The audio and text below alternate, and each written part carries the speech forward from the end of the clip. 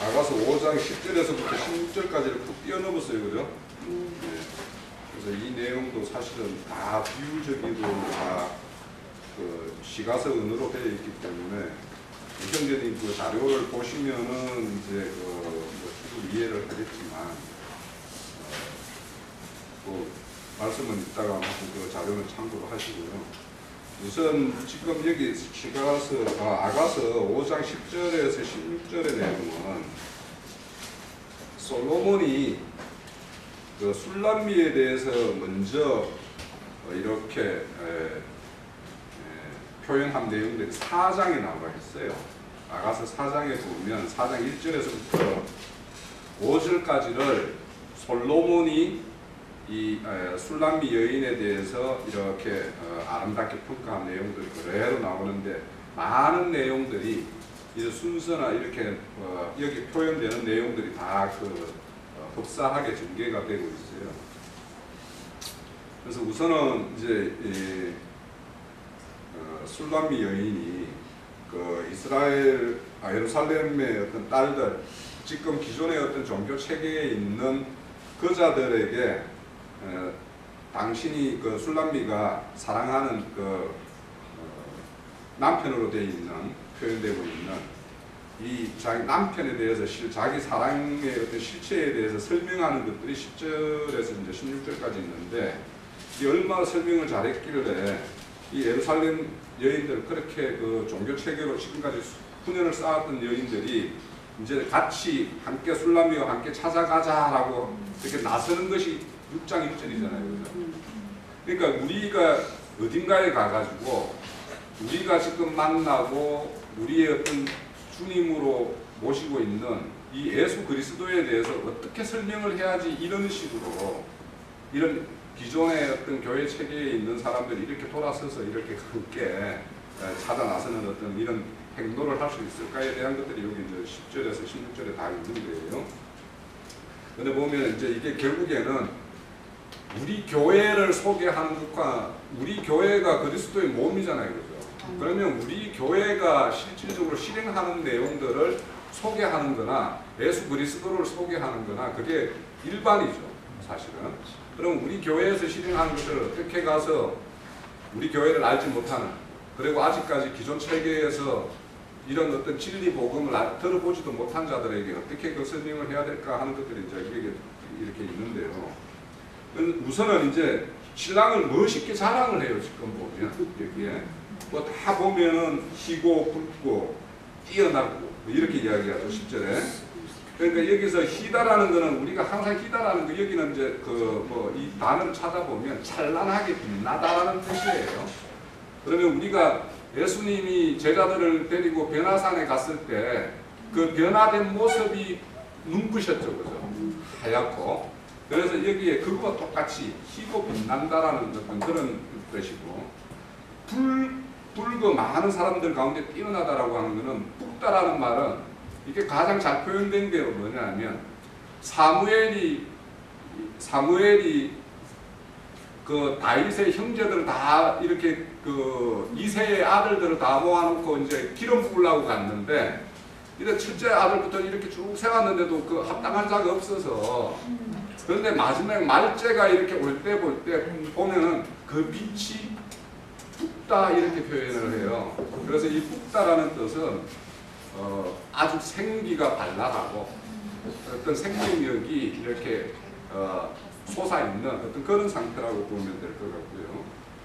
그리고 11절에는 보면 이제 그 머리는 순금 같고 머리털은 고글고글하고 까마귀 같다라고 이야기하는데 이 우리 주님의 어떤 그 심령세계는 그분의 어떤 그 심령세계는 모든 것이 티끌없이 온전한 어떤 그 흠없고 온전한 그런 정련된 금과 같다는 말이죠. 그래서 우리가 흔히 신성, 우리 그리스도 예수의 어떤 성품을 신성이라고 이야기할 때 그건 금에다가 비유를 많이 하죠. 그렇죠? 그래서 요거는 골로새서 2장에 가면 골로새서 2장에 가볼게요.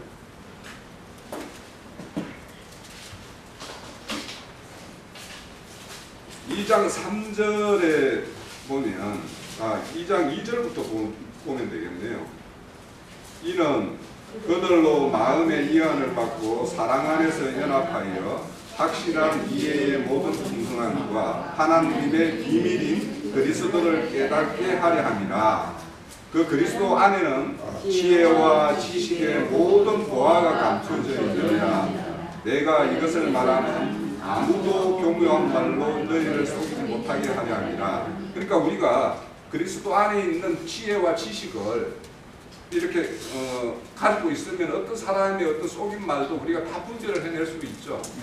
예. 그래서 여기에 어떤 그런 것과 또 9절에 보면, 골로새 2장 9절에 보면 그리스도 안에는 신성의 모든 충만 하나님이 육체로 가신다라고 이야기하는 거죠.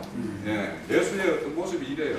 그러니까 이렇게 이제 그러면 이런 어떤 말씀들을 우리가 그들에게 우리가 이런 걸 알지 못하는 자들에게 설명할 때는 그분의 신성이나 어떤 그분의 지혜와 지식이 어떠한가에 대해서 설명을 하려면 사실은 창세기 1장에서부터 계시록까지 어느 정도 내용을 꿰차고 있어서 하나님이 창조 목적이 뭐였고 그것을 창조 목적을 그걸 달성하기 위해서 어떤 경륜에 따라서 일을 해왔고 지금은 어떤 우리의 어떤 믿음의 단계는 어느 시대를 살고 있는지에 대해서 이런 것들을 다 이야기해야지만이 사실은 그분의 지혜와 그분의 어떤 최초에 계획했던 것이 어떻게 지금 이렇게 이루어갔는가를 설명을 할 수가 있어요. 사실은 그걸 설명해 줘야지만이 그분이 이렇게 약속을 했는데 이런 약속들을 아브라함에게 했던 약속들을 또 뭡니까 다윗에게 약속했던 것들을 이렇게 성취시켜 왔구나라는 걸 우리가 설명을 해줘야지 그분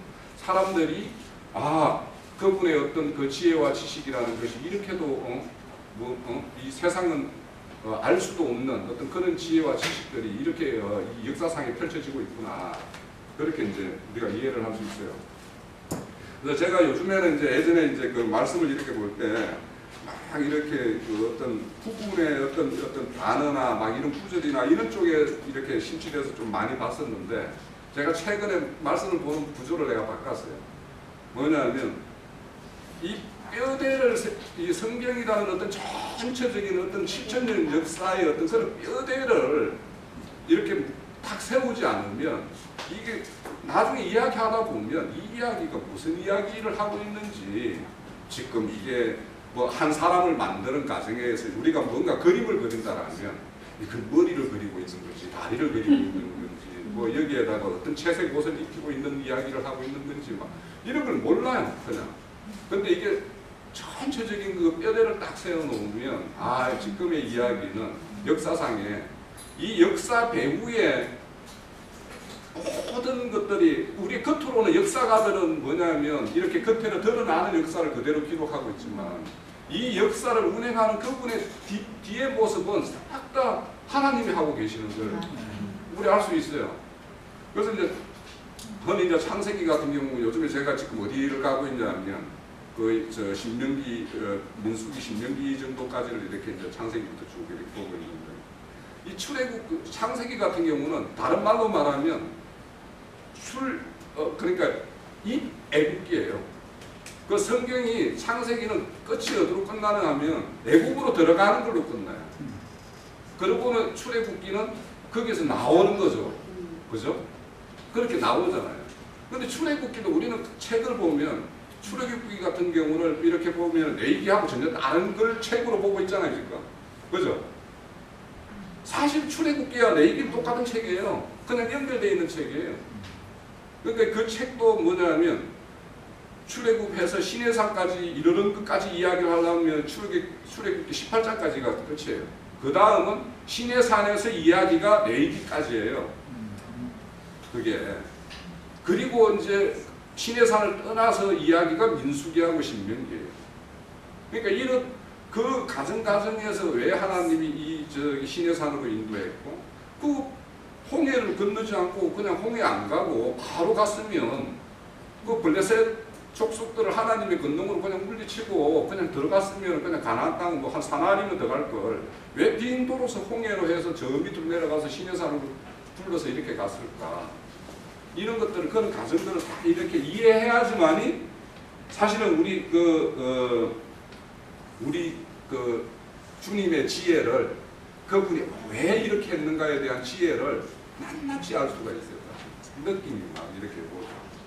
그래서 여기 21절에 보면 머리털 같은 경우 이거를 이제 그 머리털을 이야기할 때는 지혜를 이야기를 해요. 그래서 그 아모스에 보면은 너희의 머리를 대머리로 만들겠다 이렇게 이야기해요. 제가 자꾸 머리가 대머리가 같아가지고 자꾸 머리가 만들어가지고 요즘에 좀 그런데 네? 그러니까 이 대머리를 만들겠다는 건 너희의 지식을 완전히 씌워버리겠다라는 이런 어떤 저주의 말이기도 해요. 그래서 머리털 같은 경우는 그런 것을 가지고 있고 또 이제 자기 신랑의 어떤 눈을 소개할 때는 비둘기 같고 우유에 씻었고 아름답게 박혔구나 이렇게 이야기해요. 근데 비둘기가 그런가 모르겠는데 눈을 못 돌린대요. 이렇게 견눈짓을 못한대요. 그래서 하려면 뭔가를 찾으려면 고개까지 이렇게 돌려야지. 네? 뭐 이렇다고 그러는데 근데 한 가지만 본다라는 거죠. 그 눈이 그래서 우유에 또 우유라는 거 흰빛을 하얀 색깔이죠, 그렇죠? 하얀 빛도 있지만 이거는 또 우유는 젖이니까 우리의 젖이라는 거는 그 맑은 젖, 순수한 젖, 모유가 가장 좋은 젖이죠. 그래서 여기는 어머니의 젖이라고도 이야기할 수 있고 이거는 진리의 말씀이라고 할 수 있고 그런 거에 다 알아서 하얗게 됐다라고 이야기할 수 있는데 여기에서 이제 이 아름답게 박혔구나라고 할 때 이 아름답다라는 거에 대해서 좀 제가 이제 이걸 공부하면서 참 많은 걸 느꼈어요. 사실은 이 성경이 아름답다라는 거는 반드시 보석이 준비돼야 돼요. 보석이 있어야 되는데 이것이 뭐냐면 제자리, 자기 자리에 딱딱 자리에 박혀 있을 때 이걸 아름답다라고 해요. 성경에서 아름답다라는 거는. 그러니까 내가 아름답게 지어지려면 내 안에 보석이 많이 쌓여야 되는 거예요. 쌓여 있어야 돼요. 그렇게 그건 어찌 보면 진리 지식이겠죠. 근데 이 진리 지식이 뭐 이렇게 부분 낱개로 이렇게 돌아다니면은 이거 아무것도 아니죠. 근데 이 보석이 다 이렇게 잘 깨어지면은 좋은 어떤 장식품으로서 어떤 그 사람을 빛나게도 할 수 있는데 이 암을 이야기할 때 사전에 보면 아가서 4장에는 술람미 여인을 이 솔로몬이 말할 때는 석류의 한쪽 같다라고 이야기해요. 3절에 보면 그죠? 그러니까 이 석류 같은 경우는 뭔가 알이 꽉 차 있는 그 모양이 우리는 차 보면 탐스럽고 먹음직스럽고 막 이렇게 하죠. 그와 같이 이제 이 술람미에 대해서 이렇게 표현했는데 그 여기에 보면은 솔로몬에 대해서는 꽃밭과 같고 뭐 푸른덕과 같고 이렇다고 이야기하죠. 그래서 이 푸른덕이라는 거는 마음껏 뛰어노는 어떤 그런 초장의 어떤 모습들이 연상이 되죠. 그래서 솔로몬의 어떤 그 잘 준비된 정원에 우리가 뛰어놀기를 바라면서 이렇게 마련되어 있는 건데 이것이 뒤에 보면은 그 6장 2절에서 이 꽃밭에 이르러 동산 가운데 양떼를 먹고 백합을 걷는구나라고 이야기하는 게 13절에 있는 내용이 거의 그대로 온 거예요. 그대로 표현되고 있죠. 그렇게 볼 수가 있고 그리고 이제 그 모략이라는 거는 입술은 백합화 같다는 백합화는 순결과 깨끗함을 이야기하는 상징을 하고요. 그 모략이라는 거는 죽은 자에게 이렇게 뿌리기도 하는데 예수님이 돌아가셨을 때 그 누구죠? 그 니고데모하고 막 이렇게 모략을 들고 막 이렇게 그 요셉. 예, 요셉. 예, 아리마대 요셉이 이제 그 모략을 들고 저기 장례 치른 그때 바위 무덤에 갔었죠. 그때 이 모략이라는 건 그렇게 죽은 자에게 뿌리기도 하는데 이거 상징은 뭐냐면 사실은 살려주는 영을 상징을 해요.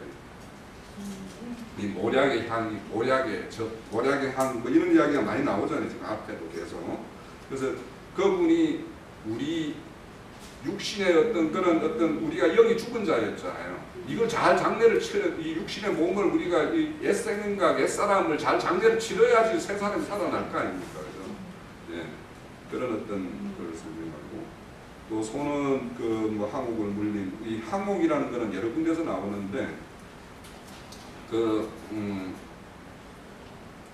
내가 몇 구절을 찾았는데 그 뭐 하나하나 찾아보기는 시간이 많이 걸릴 것 같고 그런데 항옥이 물린 황금 놀이개라 같다라고 이야기하는데 여기는 이제 이 황금 놀이개라고 한 거를 이게 성경을 제가 몇 군데 이게 세색이 안 돼서 좀 찾아보니까 KJV 성경은 뭐라고 되어 있냐면 황금 가락지를 끼고 있는 것처럼 이렇게 표현했어요. 황금 가락지라고 표현을 하고 있고, 그냥 NIV 성경 같은 경우는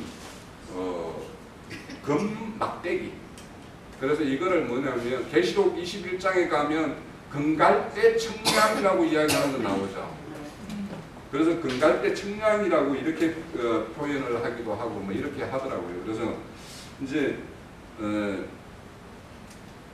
그분의 어떤 손에 쥐어 있는 거는 어떤 그 하나님의 어떤 그런 어떤 기준 척도가 있을 거 아니에요. 명확한 흔들리지 않는, 또 어떠한 거에서도 흔들릴 수도 없고 흔들리지도 않는 그런 어떤 인침의 어떤 그런 그 이야기할 때는 금가락지라고 이야기할 수도 있을 것 같고, 뭔가를 어떤 판단하고 어떤 심판하는 어떤 그런 걸로는 금갈대라고 이야기할 수도 있을 것 같고, 그렇게 표현이 될 수 있을 것 같아요. 그리고 이제 그 15절은 아까 형제님이 잠깐 지나가면서 그 다리라고 이 다리를 표현할 때는 보통 이제 그 로마서 9장인가에 보면은 11장인가 9장인가에 보면은 이 복음을 전하는 그 발걸음걸음이 얼마나 아름다운고 이렇게 표현을 하죠. 예? 그래서 이 다리를 이야기할 때는 보통 복음의 어떤 증거를 이야기를 하고 있어요. 그래서 그가 이렇게 하는 것은 하문석 기둥과 같고, 이렇게 순금 받침대 하문석 기둥과 같다라고 이야기하는데, 이 하문석은 성전을 지을 때 그 대리석들을 많이 쓰죠. 그 대리석들처럼 그 대리석이라는 건 변함이 없죠, 상당히. 그래서 견고하고 단단하게 흔들림 없이 서 있는 어떤 그런 어떤 모양새를 표현하고 있고, 그리고 레바논의 백향목 같다라고 하면, 레바논이라는 것은 흰색이라고 했고 백향목이라는 것은 높은 곳에 있는 쭉 뻗은 나무를 이야기하는데, 이거는 시편에 보면 백향목을 하나님의 사람을 표현할 때 백향목이라고 표현하는 게 있어요. 시편 104편에 보면. 그래서 그렇게 참 사람이죠. 예수가 인자가 참 사람이죠, 그죠? 하나님 사람이고. 그리고 그 입에는 심이 달콤하고 전체가 사랑스럽구나 이렇게 하는데, 2번 여기 보면 앞에 보면은 5장 1절에 보면, 야 내 신부야 내 동산에 와서 막 꿀을 먹고 꿀송이와 꿀을 먹고 내 포도주와 내 우유를 마시라고 하죠. 그러니까 그거는 뭐냐면 예수님 솔로몬의 입에서 나오는 어떤 말들의 어떤 것을 상징하는 거잖아요, 그죠? 그래서 그분의 입에서 나오는 것들이 심히 이제 달콤하고 이렇게 참 우리의 어떤 참 안식과 어떤 평화를 줄 수 있는 말이고, 우리를 어떤 진리 세계로 인도하는 어떤 그런 말이다라는 걸 이제 말하는데, 제일 중요한 것은 달콤하니 그 전체가 사랑스럽구나라고 이야기를 해요. 이렇게 뭐 머리에서부터 눈, 뺨, 손, 다리 막 이렇게 상세하게 한 부분들도 이야기하지만, 술람미가 이제 드디어 자기 어떤 신랑 되는 솔로몬을 전체적으로 전인격적으로 이분의 어떤 행사가 어떠한 것이다라는 걸 다 알고 이제 그분에게 이제 완전히 매료되어서 이제 이렇게 완전히 빠져나올 수 없는 어떤 사랑에 잡혀 있는 이런 모습들로 그리고 있어요.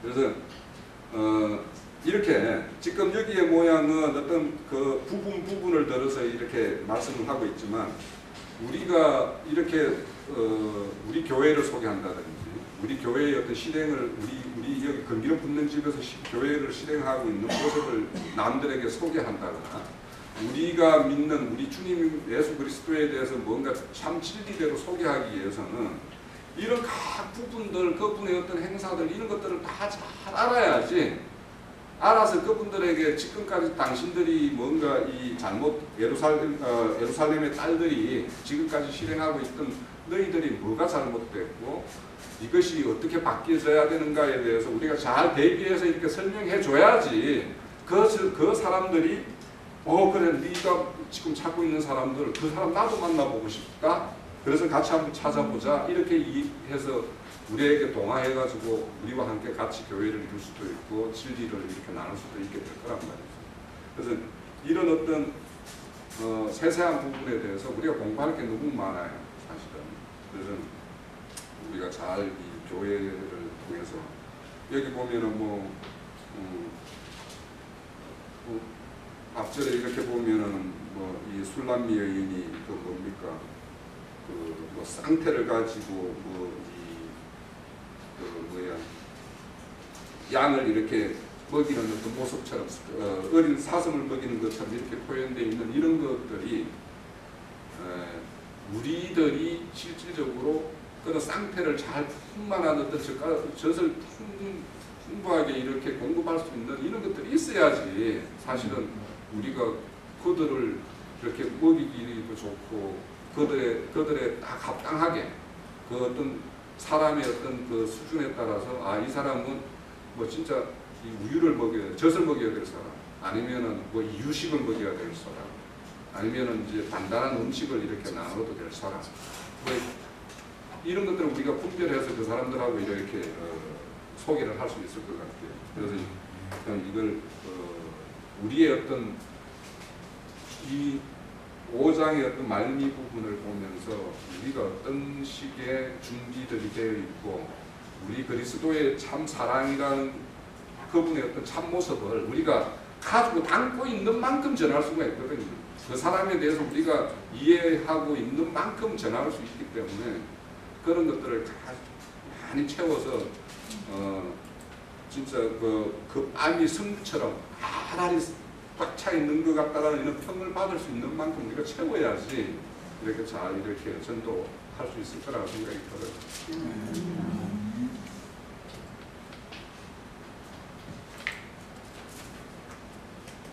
네, 더 참여해주세요. 그거 관련돼서 이해의 그 다른 부분이 아주 심하게 나타나는데 그 창세기 6장 3절 한번 보겠습니다.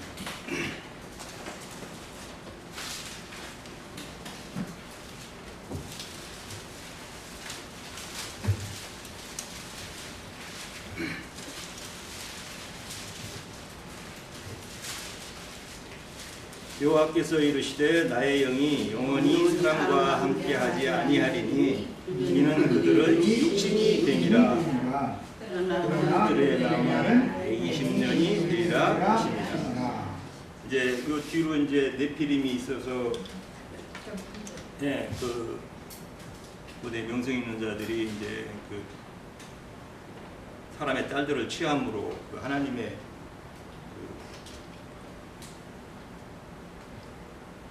배반돼 가지고 여호와께 그 죄악이 세상에 들어왔다 이렇게 이제 하는데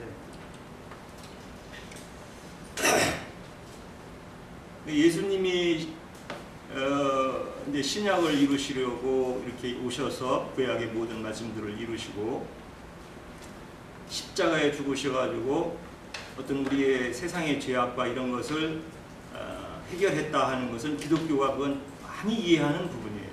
예수님이 우리 죄를 위해서 다 이해했다. 근데 이제 큰 핵심이 달라지는 게 어디냐면은 예수님이 죽고 부활하시고 이 하나님의 신이 떠났던 우리에게 다시 그 살려주는 영으로 오셨다. 이 부분을 아주 간과한다고요. 기독교인들이. 그래서 거기에서 그 변질이 뭐냐면 이제 그 로마교로 대표되는 카톨릭과 기독교가 같이 그걸 받아들인 게 이제 나인님 늘 얘기하시지만 삼위일체라는 이제 하나님은 세 분이신데 두 분은 계시고 성령 한 분만 오셨다는 걸로 기독교인들은 완전 그걸로 이렇게 세뇌가 돼가지고 예수님이 오셔가지고 모든 것을 이루셔가지고 보다 더 확실한 살려주는 영으로 믿는 우리들에게 우리 심령에 오셔서 살려주는 영이 되셔가지고 재림하신 이 부분을 아주 간과시키는 거죠. 그래서 요엘 선지자가 예언한 그때가 되면 내가 남종과 여종에게 내 신을 부어서 예언하게 할 것이고 한 그런 말씀이 예수님이 부활하셔가지고 오심으로 그게 예언이 실천돼가지고 요한 사도가 요한복음을 쓰시고 나서 교회를 실행할 때 어떻게 예수님이 죽으시고 부활하셔가지고 성령으로 예수님이 우리인들 속에 어떻게 믿는 자들에게 오느냐 하는 것을 이렇게 또 회방하는 사람들이 나와가지고 적그리스도들이 나와가지고 지금 2000년 동안을 계속 두 분만 계시고 한 분만 오셨다는 걸로 이렇게 그냥 계속 미혹을 한다는 거죠. 그래서 요한 사도가 요한 서신서를 쓰면서 우리 믿는 육체에게 임하지 않은 그 예수 그리스도가 임하지 않았다고 하는 사람들은 적그리스도다. 이렇게 이제 더 나아가는 말들로 이렇게 이어가시죠. 근데 오늘날도 기독교에서는 세 분 중에 한 분 성령님만 오셨지 그 영이 돼서 완전케 되셔가지고 살려주는 영으로 오신 것에 대한 이해가 없어요. 재림하신 영에 대해서는. 2000년 전부터 예수님이 영이 되셔갖고 믿는 자들에게 살려주는 영으로 계속 재림하시고 말씀으로 진리로 재림하시가지고 올바로 믿는 진리자들을 찾아서 추수해 나가는 이런 과정들을 전부 이해를 못하다 보니까 마지막 때에 그냥 그 데살로니가 후서에 있는 그냥 후연히 변화되는 거 그것만 연상을 하면서 이렇게 신앙을 하는 이런 형태가 됐다는 얘기죠.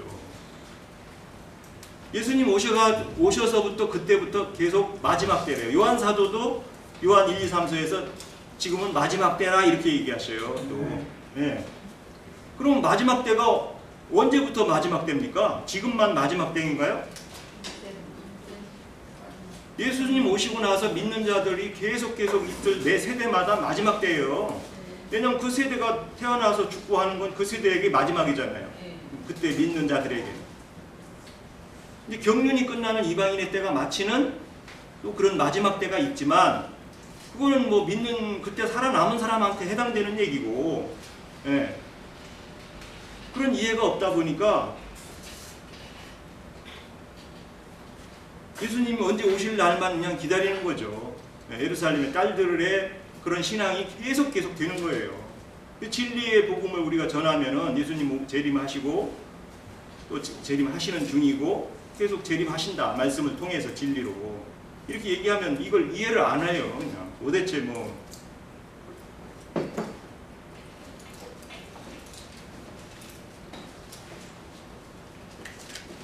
그렇게 재림하시는 것만 막연히 기다리다가 이제 죽어버리는 사람들이 기독교인들 있잖아요. 종교인들. 그래서 세상에서 그냥 좋은 사람 되려다가 되지도 못하고 죽고 예수님 기다리다가 오는 거 보지도 못하고 죽고 이건 뭐 도대체 어떤 신앙을 하자고 하는 건지 이런 말같이 쉬운 말이 어디 있어요? 우리 들어보면 사실은 쉬운 말이 없는데 너무 어렵대 그 말이 또. 다른 그런 짐승의 일을 치는 다른 교훈에 다른 복음에 다른 예수 다른 영에 완전히 인이 쳐져 갖고요 이렇게 쉬운 말을 해도 못 알아들어요. 이상하다고 그러고.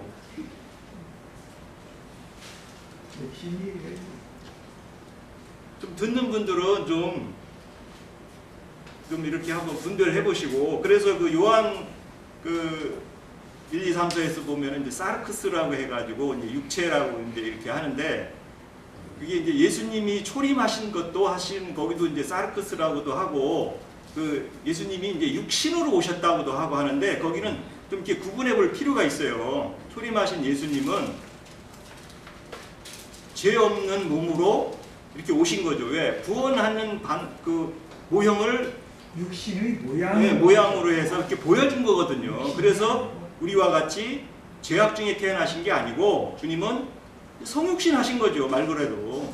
하나님이시면서 왜 인간들에게 그런 모습을 보여주고 신앙하는 그런 그림자들을 보여주시기 위해서 우리가 속사람이 거듭나는 것은 하늘로부터 씨로 말씀 씨로 거듭나는 것이지 그 생태가 틀리잖아요. 육신에서 이렇게 사람이 나와서 우리가 육신으로 사는 모습과 하늘로부터 말씀으로 진리의 씨로 거듭나서 신앙생활하는 해서 우리가 우리의 본향인 예수 그리스도의 주님 세계로 가는 거하고 과정이 벌써 이렇게 딱 틀리잖아요. 그래서 육신이 뭘 어떻게 변화돼 가지고 어느 날 안 죽고 이렇게 좋은 뭐 3차원의 세상으로 산다고 꿈을 그리고 또 여호와 증인들은 막 지상 라원을 그리고 이게 얼마나 허황된 거를 얘기해줘도요. 아 참 그렇게 또 성경 다른 데는 얼마나 구절을 잘하는지 참 주인이지만 주님으로부터 온 우리 속사람은 정말 보석같이 속사람은 보석과 같이 귀한 우리 주님의 지체들이거든요. 이제 주님 안에서 형제 자매라고 하는 것은 사실은 하늘의 이게 권속이기 때문에 우리 모임에 온 이 교회 지체들은 보다 더 귀하고 허물의 육신의 허물이나 이런 것들은 우리가 얼마든지 수용할 수 있고 얼마든지 우리가 더 귀하게 봐야 되고 그런 부분은 왜 하늘 것으로 승화시켜서 보면은 그거는 육신의 허물들은 죄도 아니잖아요. 우리가 뭐 예를 들어서 나이는 얘기하셨잖아요. 육신의 뭐 부부 간에 싸운 거 이런 건 용서하고 그건 주님 앞에 내가 육신이 약해서 주님 이렇게 또 오늘 은혜를 구합니다 하면은 그거는 용서되는 문제예요. 육신의 죄들은. 주님도 육신으로 계실 때 늘 그 어려움 질고들을 통해서 우리를 그것을 변호할 수 있다잖아요. 육신의 것들을 예수님도 육신으로 살아보셨기 때문에 그래서 변호사로 완전한 변호사가 되시는 거예요. 예수님이 육신으로 하나님이시면서 육신으로 안 오셨다고 하면은 이 육신 세계를 잘 모르시기 때문에 친히 오셔서 그걸 다 흠양하신 거예요. 육신의 세계를.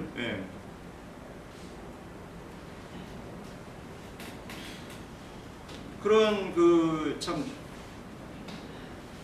어떤 진리들을 알면은 우리가 이 육신에 있는 것들이 얼마나 허무한 것인가, 육신의 것들을 추구하는 게 너무 부질없다는 것을 바로 알아지고 무적행이 그냥 뭐 없을 수는 없겠죠. 우리가 목이 뭐 잘릴 때까지는 숨이 거둘 때까지는 육신의 것이 필요하니까. 그러나 그것은 하나의 도구들이고 우리가 사용해야 되는 뭐 나그네 길의 길양식이죠. 육신의 것들은. 이제 하늘 양식을 우리가 삼아서 간다면은 진리의 어떤 그런 오늘 홍영재님이 잘 증거해 주셔서 각종 보화들이 우리 안에 잘 이렇게 장착돼서 그것을 우리가 진리로 신앙하고 또 그런 진리들이 잘 장착된 것들 우리 안에서 성령이 증거하는 대로 어떤 전도인을 만났을 때 또 우리가 잘 증거할 수 있다고 생각합니다.